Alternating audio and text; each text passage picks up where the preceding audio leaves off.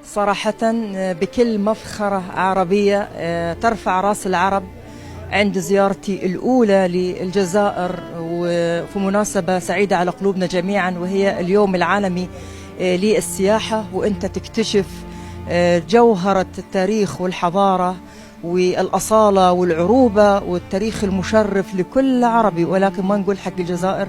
ولكن ما توقعت أن أنا ماشية أولا في شوارع عربية بهذه الفخامة في الجزائر، من حيث الطبيعة الخلابة، التاريخ، الأصالة، الحضارة، وانت ماشي فيها. انا قلت لهم انا ماشية في الخريف العربي بين شوارع الجزائر.